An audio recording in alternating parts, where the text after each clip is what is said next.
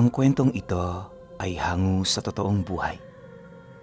Karanasan ito ni Guhoy.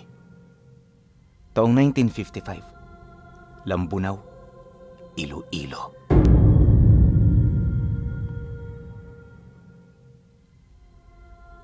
Noong mga panahong ito, pinuno ng isang samahan si Guhoy na nakabase sa lugar ng Iloilo. Bawat miyembro, kargado ng iba't ibang uri ng karunungan na nasa panig ng kaliwa. Para sa mga taong nakakakilala sa kanila, wala silang pinagkaiba sa mga mersenaryo. Mga bayarang individual na ang tanging hangarin lamang magkapera sa pamamagitan ng pagpatay. Binubuo ang pangkat nila ng nasa humigit 200 katao. Isang beses kada taon, nagkikita-kita sila para magpulong at makapag-usap ukol sa mga lugar na nasasakupan ng kanilang presensya. Hindi kasi tipikal na sama-samang pangkat. Gawa ng ayon kay Guhoy, hindi sila uusad kung gano'n ang gagawin nila. Meron kasi siyang isang hangarin para sa pangkat at ito ay makalikom ng sapat na salapi at ari-arian para sa ikakasagana ng kanilang mga pamumuhay sa hinaharap. Isa rin yun sa pagpapakita ng kanilang kapangyarihan at mensaheng habang buhay na ipapaabot nila sa kanilang mga kalaban na hindi sila basta-basta. Ang kaso lang, hindi naging madali ang planong yon. Bawat lugar na kinukubkob ng kanyang mga kasamahan, nasa ilalim ng proteksyon ng mga albularyo. Bilang nagtatangan ng lihim na karunungan ng kaliwa, alam nilang dehado sila kung susubukan nilang makipaglaban sa mga ito. Kaya imbis na makipagpatayan doon ng harapan, gumagawa sila ng kakaibang taktika para maloko ang mga kalaban nila. Banal ang mga albularyo. Ngunit kagaya ng tao, araw-araw din silang nagkakamali. At ang mga pagkakamaling yon ang hinahanapan ng butas ni Guhoy. Matalinong tao itong si Guhoy, pinuno. Kaya hindi siya naniniwalang perpekto ang bawat nilalang. Yung iba nga sa mga manggagamot, banal lang sa harapan, ngunit meron din namang kasamaang tinatago. At ang bagay na yon ang siyang ginamit niyang sandata para putulan ng pakpak ang mga kalaban niya. Ilang buwan niyang pinag-aralan ang bawat baryo at kilos ng mga manggagamot na namumuhay dito hanggang sa natuklasan na niya ang pangunahing kasalanan ng mga ito. At yun ay walang iba kundi ang tentasyon ng salapi.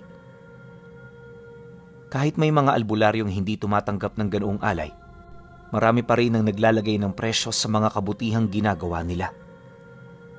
Inaasahan din niyang kokonti lang ang bilang ng mga lehitimong albularyo na sumusunod sa ama, kaya ang pangunahing pinuntirya niya ay yung malaking bilang. Nagsimula ito sa pagpapanggap ng iilan sa kanila bilang mga manlalako. Ang naging daan ng mga ito para lumapit sa mga albularyo ay ang pagkakaroon nito ng karamdaman na sila rin mismo ang may gawa. Alam ni Guhoy na hindi nito mapapansin ang masamang bahid sa kanilang mga dugo kung sila rin mismo umiinda ng sumpa bunga ng sarili nilang kakayahan. Habang nasa kasagsagan ng panggagamot ang kanilang mga biktima, dito na rin nagsimula ang plano nila. Una, magpapakilalang manlalakong may sakit na isang mayaman mula sa malayong lugar. Sa likod ng karo nito, naroon ang iilang peraso ng ginto kasama ng mga salaping nakabungkos sa mga goma. Kung susumahin, sapat na ang perang yon para mabago ang katayuan ng isang tao habang buhay. Nakakaakit din ang mga gintong nagkikinangan, kaya nung makita ito ng albularyo, agad nitong nakuha ang pansin nito. Sa isang iglap, nabago ang pakikitungo nito sa manlalako. Lahat ng mga pasyente nitong ginagamot, agad nitong pinauwi, nang sa gayoy walang magiging saksi at makakarinig sa usapan nilang dalawa. Bale, nagtagal ng 4 na araw ang nangyaring gamutan hanggang sa nakuha na ng manlalako ang tiwala nito. Nung tinanong na yon ang kasama niya ukol sa kasunduan kapalit ng pera at mga ginto, hindi ito tumutol. Pagkakuha naman dito ng albularyo, wala itong kaalam-alam na naibenta na pala niya sa demonyo ang sarili niyang kaluluwa. Matapos niyang mapagaling ang manlalako, dito na nalasap ng grupo ni Guhoy ang kauna-unahan nilang pagkapanalo. Nang mapagtanto naman ng kanyang mga kasama na ito'y epektibo, nagpatuloy ito sa kanilang mga misyon hanggang sa masakop na nila ang malaking parte ng Iloilo. Isipin ninyo, nangyari ito nang hindi nalalaman ng mga tao. Ayon pa sa kanya na, ang mga lugar na kalimitan nilang nasasakop, imbakan ng mga karneng ibinibenta nila sa maraming lahi. Isa ito sa nagpapanatili ng kanilang kayamanan, ganon din ang kanilang kapangyarihan. Dagdag pa niya na, hindi naging mahirap ang pag-ipon sa mga karne, lalo pat marami din naman silang kapatid na mga aswang. Bawat aswang na napapanig sa kanyang pangkat, sinisigurado niyang hindi pangkaraniwan at kayang lagpasan ang kapangyarihan ng isang ordinaryong gabunan. Sa pamamagitan nito, nasasala niya ang mga miyembrong gustong pumasok. Sa loob ng 6 na taon, nagpatuloy ang gano'n nilang kalakaran. Yung mga albularyo namang minsang naging parte ng plano, bawat taong lumilipas, nababawasan ang kakayahan ng hindi nila namamalayan. Normal lang naman ito, sa kadahilan ng hindi isahan ng pagkuha ng kaluluwa ng mga demonyo. Darating ang araw, magugulat na lamang ang mga taong yon na isa na pala silang pangkaraniwang tao. Kung susumahin pinuno, masasabi nating nagtagumpay si Guhoy sa kanyang plano. Pero lingid sa kaalaman ng marami, meron pa siyang isang lugar na hindi nakukubkob. At ito ay isang baryo sa Putotan na tahanan ng mga lehitimong albularyo at babaylan. May mangilan-ngilan na rin sa kanyang mga kapatid ang pumunta roon para sumubok. Kaso lang, hindi na yun nakabalik. Wala rin silang balita sa mga mensahero na animoy naglahong parang bula ang mga ito. Dahil sa ganoong pangyayari, pinatigil na muna ni Guhoy ang pagdayo ng mga kasama niya sa baryong yon na nasa Putotan. Sa halip, nagpatawag siya ng biglaang pagpupulong para mapaghandaan ang mga susunod nilang pagkilos. Sa pagsapit naman ng araw na hinihintay ng lahat, bukang liwayway pa lamang may mga kasama na siyang nasa labas ng bahay. Bawat isa sa mga ito, nagmula pa sa malalayong lugar, kaya alam niyang marami itong sinakripisyo para lamang makapunta. Upang maiwasan naman ang anumang uri ng pag-uusap, pinili niyang wag na munang lumabas hanggat hindi pa kumpleto ang lahat. Bale, 8 opisyal lang naman ang hinihintay niya roon. Gawa ng hindi niya maaaring ipatawag ang kabuuan ng bilang, lalo pat may mga negosyo silang pinagtutuunan ng atensyon. Pagsapit naman ng dapit hapon, nang papalubog na ang araw, dito na niya nasilayan ang 8 niyang opisyal na nakakalat sa iba't ibang panig ng Iloilo. Nang mapansin naman niya ito, agad naman niyang tinawag ang disipulo niyang nagngangalang Magnifico. Sinasanay na kasi niya itong sumama sa kanya sa lahat ng oras para naman mas lalong lumawak ang kaalaman nito pagdating sa kanilang kalakaran. Nang marinig naman ito ni Magnifico, dali-dali naman itong sumunod sa kanya. Ilang minuto pa ang lumipas. Nang marating naman nila ang harap ng malaking lamesa sa labas, agad naman silang umupo sa pinakagitna nito kung saan nakatayo sa magkabilang gilid ang 8 opisyal ng kanilang grupo. Makakaupo na kayo. Pagpasensyahan nyo na ang biglaan kong pagpapatawag. Alam nyo naman, may mga importanteng bagay na kailangan nating pag-usapan ng hindi naaayon sa tamang panahon. Pinapunta ko kayo para ilahad sa inyo na ako ang personal na papasok sa baryo ng Putotan.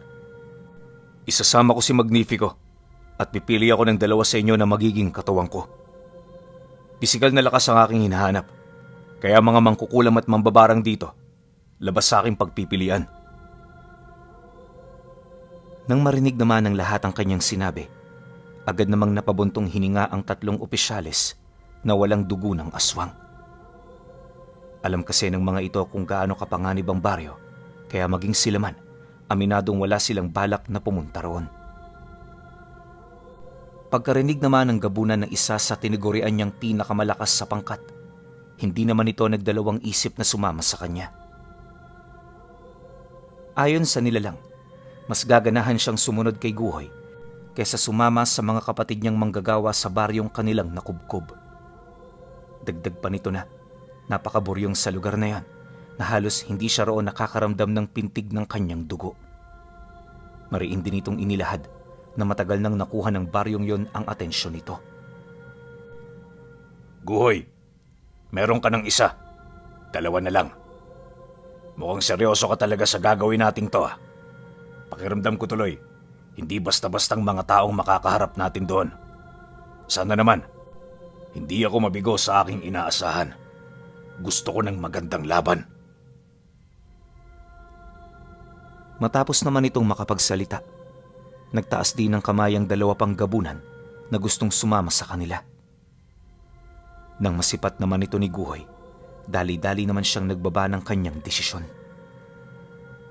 Nang makapili na siya, ipinagpatuloy nila ang kanilang pag-uusap ukol sa kasalukuyang sitwasyon ng mga negosyong kanilang pinapalakad.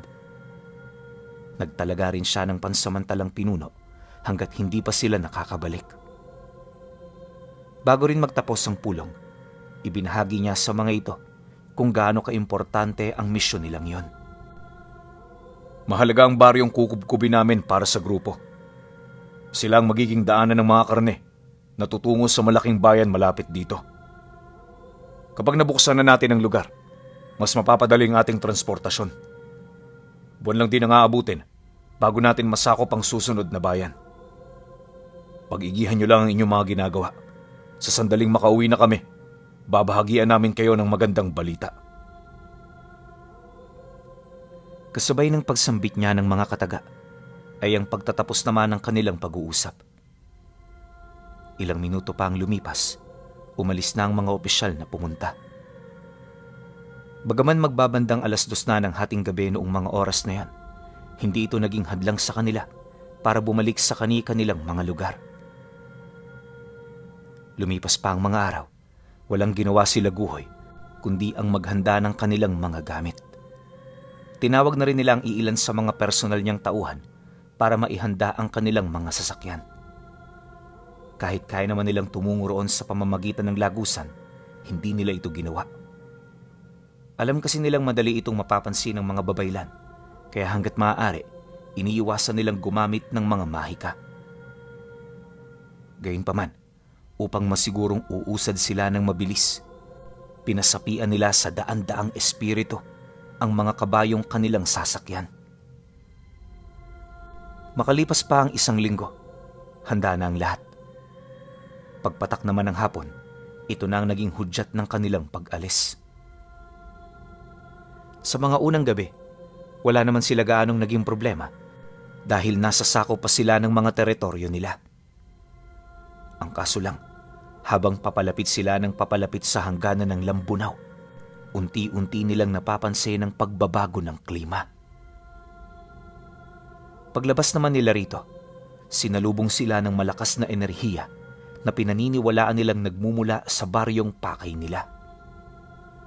Hindi nagtagal, pagtungtong naman nila sa pinakamalapit na bayan, bahagya sila roong nanatili para magmasid. Kahit hindi pa nila sakop ang lugar, hindi nila maipagkakaila ang dami ng mga kalahi nilang naninirahan doon. Yung iba nga, pinatuloy pa sila sa mga tahanan nito na parabang isa silang importanteng bisita. Ikinatuwa naman yun nila Guhoy, gawa ng kahit papaano, ramdam nilang may mga nagmamahal pa rin sa kanila. Habang nasa bayan ng grupo, malimit naman silang magtanong ukol sa kasalukuyang estado ng baryong pupuntahan nila. Inakala kasi nilang madali lang makapasok doon, pero nang may makausap na silang matandang mangkukulam, dito nila nalaman ang mga bagay-bagay na nagpataas ng mga balahibo nila. Base sa kwento nito, hindi magandang pasyala ng baryo para sa mga katulad nila na may bahid na itim na dugo. Dagdag pa nito na karamihan sa mga kakilala niyang pumupunta sa lugar, hindi na nakakauwi. Isa lang ang ibig sabihin nun, at yun ay walang iba, kundi napas lang ito ng mga antingerong naninirahan doon. Dagdag pa nito na, kahit ang mga kapatid nilang naninirahan sa bayan, pinangingilagan talaga ang lugar. Bawat isa, takot na lumapit dito. Nabanggit din ito na may mga pagkakataong bumibisita sa bayan ang mga babaylan at antingero na pinamumunuan ng matandang si Pedro. Kada punta nito sa lugar nila, walang kahit isa sa kanila ang may lakas na humarap dito. Masyado kasing mapanganib na kumprontahin ng matanda, gawa ng may abilidad itong nakakapagpabaliw sa kahit na sinong nagtatanga ng aral ng kaliwa. Mariinding inilahad ng mangkukulam na si Pedro ang batayan ng karunungan at kapangyarihan sa kanilang lugar dahil tanging ito lamang ang pinaniniwalaang nakapagkulong ng espiritu ng prinsipe ng demonyo na nagmula pa sa kailaliman ng impyerno. Nang marinig naman nila ang sinabi nito, sa kauna-unahang pagkakataon, nagkaroon sila ng ideya ukol sa kinakalaban nila. Sa halip di na masindak, mas lalo namang ginanahan ng pangkat na makaharap ang kanilang mga katunggali. Di rin sila nakaramdam ng kahit na anong kaba, lalo pat bistado nila ang kanilang mga abilidad. Nang mapansin naman ito ng matanda, bahagya naman yung napatahimik, kasabay ng pagwika nito ng, "Dapat matakot kayo. Hindi nyo kilala ang kinakalaban ninyo. Malayo si Pedro sa mga pangkaraniwang antingero. Sa buong buhay ko, siya lang ang nakita kong kayang pumantay sa lahat. Kahit kami nire-respeto namin siya. Alam niyo ba ang nangyayari sa mga taong hindi rumerespeto sa kanya? Namamatay." Dahil sa sinabi nito, agad naman yung kinuwelyuhan ng kasama niyang aswang. Walang pagdadalawang isip din itong nanindak sa pamamagitan ng pagpapasilay ng totoo nitong anyo. Matapos naman itong masilayan ng matanda, agad naman yung humingi ng tawad sa kanila. Dali-dali rin yung napaluhod, kasabay ng pagrinig nito sa sagot ng kasama ni Guhoy. Sa taong yun natatakot ka, pero sa amin hindi. Huwag kang mag-alala, mangkukulam. Bago kami umalis, iiwan namin dito ang ulo ni Pedro. Isabit mo sa loob ng bahay mo para maging palamuti mo sa mga bisita mo, kung meron man. Matapos naman itong makapagsalita, agad naman itong pinatigil ni Guhoy. Nang marinig naman ito ng kanyang kasama, dali-dali naman itong naglakad patungo sa likod niya ng tahimik. Hindi naglaon, nang mapagtanto naman niyang tapos na ang kanilang pag-uusap, nagpasya na siyang tumungo sa kanyang pribadong silid.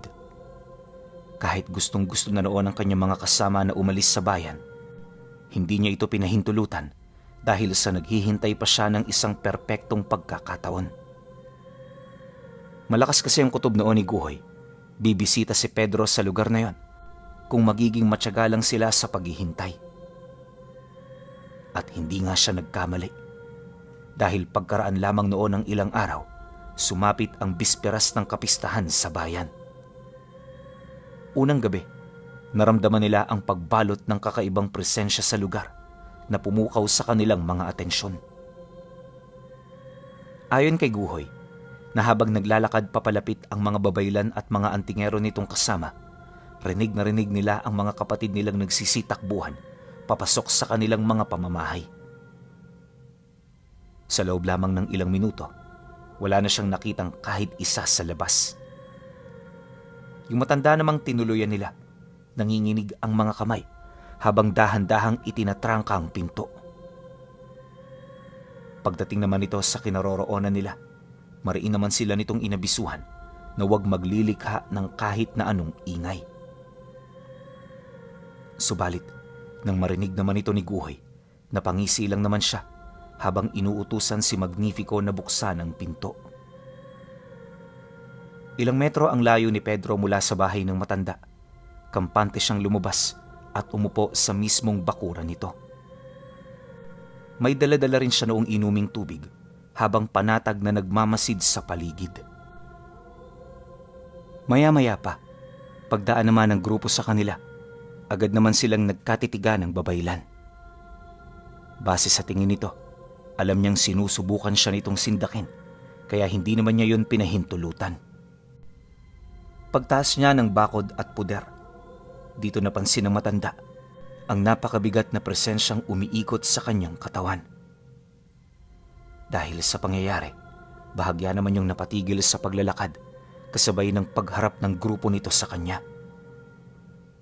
Maya-maya pa, nagsimula nang maglakad si Pedro papalapit na para bang may gusto itong sabihin. Nang mapansin naman ito ni Guhoy, dali-dali naman niya itong sinalubong, bakas ang matinding tuwa sa kanyang muka. Pagharap naman nilang dalawa, dito na niya naramdaman ang nakakasunog nitong presensya. Pilit itong tumatagos sa kanyang kalasag pero napipigilan naman niya ito kahit papaano. Nang mapagtanto naman ito ng matanda, agad naman yung nagsalita ng may paninindak. Ikaw ba ang pambato ng mga talunang ito? Batid kong hindi ka taga rito at alam kong hindi nagkataon ang pagpunta mo. Sabihin mo, kaibigan, ano ang kailangan mo sa lugar na ito? Nang marinig naman ni Guhoy ang sinabi nito, tumawa lang naman siya sabay sagot dito ng, ang ulo ng mga tagasunod mo. Yon ang gusto kong makuha para makamit ko ang aking plano. Dahil sa kanyang sinabi, agad naman niyang napansin ang galit ng mga kasama nitong nakahugot na ng mga armas. Nang masipat naman ito ni Guhoy, nanatili lang naman siyang kalmado kahit alam niyang pwede na siya nitong sunggaban anumang oras nito gustuhin. Kapag nangyari rin ang ganoong bagay, may posibilidad na malagay siya sa alanganin dahil sa dami ng kanilang mga kalaban. Gayunpaman, kahit medyo tagilid ang kanyang sitwasyon, hindi nawala ang kanyang tiwala sa mga tagasunod niyang nananatiling alerto ilang metro ang layo mula sa kinaroroonan niya. Pagkaraan pa ng ilang minuto nilang pag-uusap, bigla naman siyang napabaling sa likurang bahagi ng matanda. Matapos niyang mapansin ang isang antingerong lumundag sa itaas ng babaylan, dala-dala ang isang matulis na sundang. Dahil sa bilis nito, alam ni Guhoy na hindi niya na yun matatakasan kahit subukan niyang umatras. Maya-maya pa, nang akmang malapit na ito sa kinatatayuan niya, mabilis namang sumalubong ang pinakamalakas niyang tauhan para sa lagi ng atake nito. Paglapat naman ng talim ng sundang sa matatalas nitong mga kuko, dito na pagtanto ng antingero na hindi pangkaraniwang gabunan ang kanilang kaharap. Dala naman ang labis nitong pagkagulat. Imbis na magpumilit pa na makalapit sa kanya, napilitan na lamang itong umatras. Pagbalik naman ng antingero sa likod ni Pedro, banayad naman niyang tiningnan ng matanda, bakas sa matinding tuwa sa kanyang muka. Kagaya ng inaasahan mo, hindi kami katulad ng iba. Kung meron kayong antas sa inyong mga paniniwala, meron din kami. Ngayon ko lang to sasabihin, tanda. Ibigay niyo sa amin ang inyong baryo at wala na tayong pag-uusapan pa. Gusto niyo ng mapayapang pakikipag-usap? Ito na ang inyong pagkakataon. Ang problema lang, alam kong hindi ka sasang-ayon. Kayong mga tao talaga, kahit singliit ng alikabok ang pag-asa, patuloy kayong magbabakasakali. Nang marinig naman ni Pedro ang sinabi nito, hindi na ito umimik, indikasyon na wala itong pakialam sa mga bagay na kanyang sasabihin.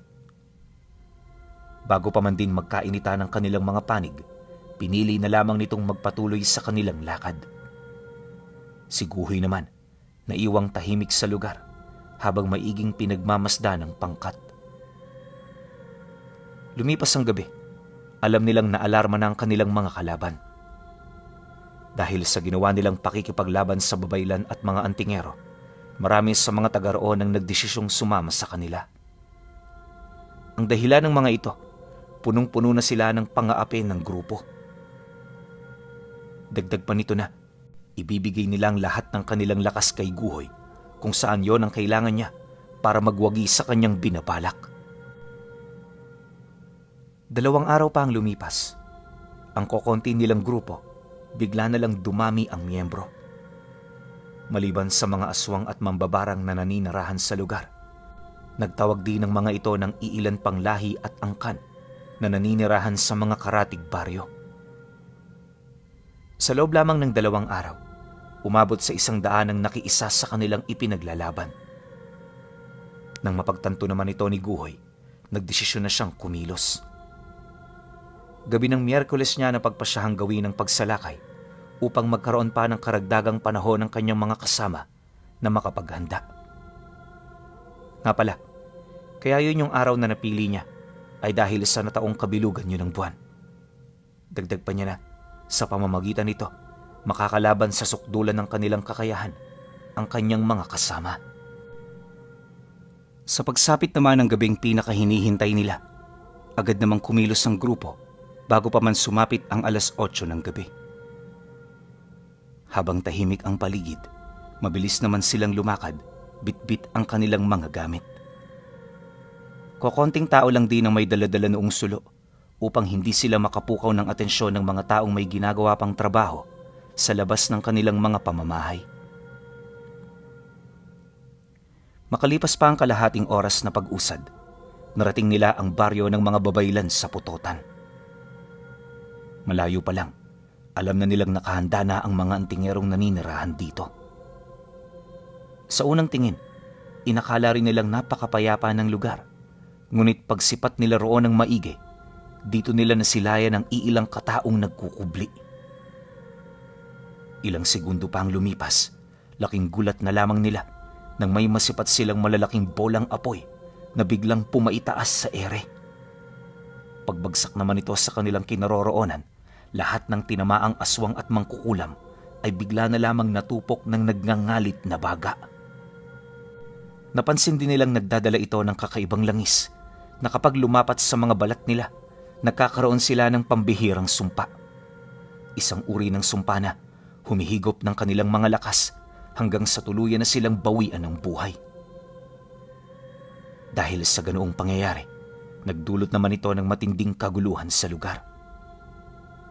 May mangilan-ngilang kumaripas na ng takbo papalayo para iligtas ang kanilang mga sarili at meron ding iilang nanatili para sumunod sa plano ni Guhoy.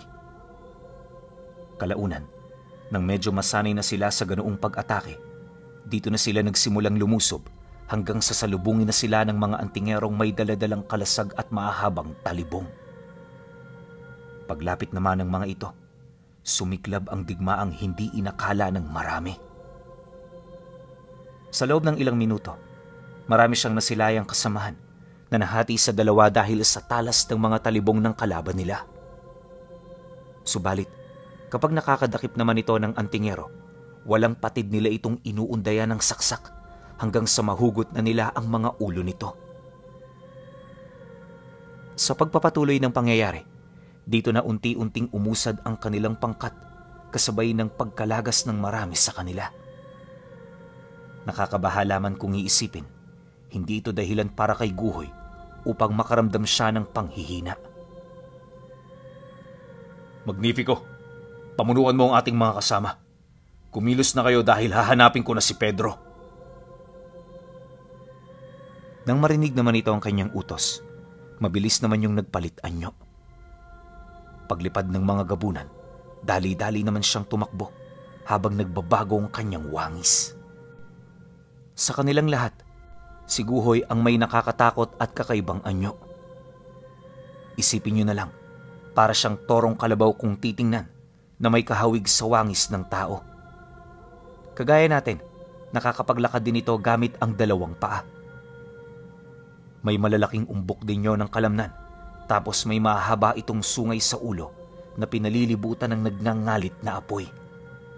Namumula rin ang mga mata nito at meron itong mga pangil na halos lumagpas na sa kanyang panga.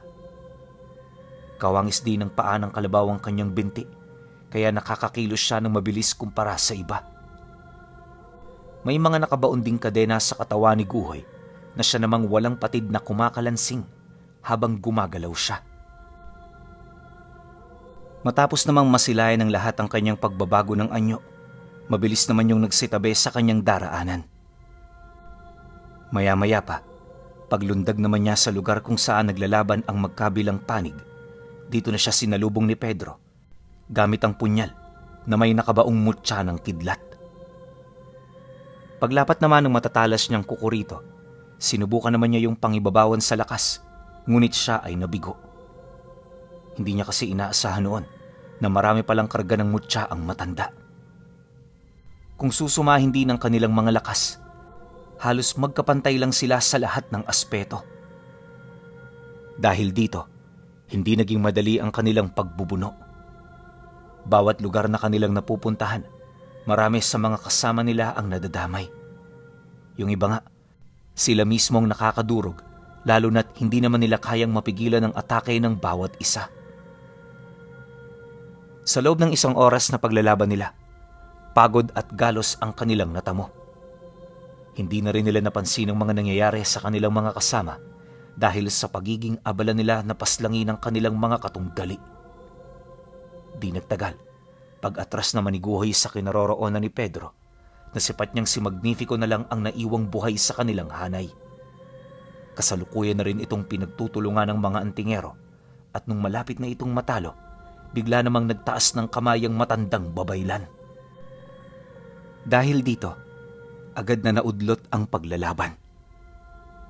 Pagtahimik naman ng paligid, seryoso naman itong napasilay sa kanya habang nagsasambit ng mga kataga. Alam kong hindi na magiging payapa ang lugar na ito kapag tinalo ko kayo. Papakawalan ko ang mga natitirang buhay sa isang kondisyon. Huwag na kayong babalik. Tanggapin mo ang kabiguan ninyo kapalit ng inyong kaligtasan. Matapos naman itong makapagsalita, agad naman itong ipinagsawalang bisa ang lahat ng mga selyo at sumpa na ikinalat nito sa kanyang katawan. Nang mapansin naman ito ni Guhoy, dito na rin siya napilitang bumalik sa normal.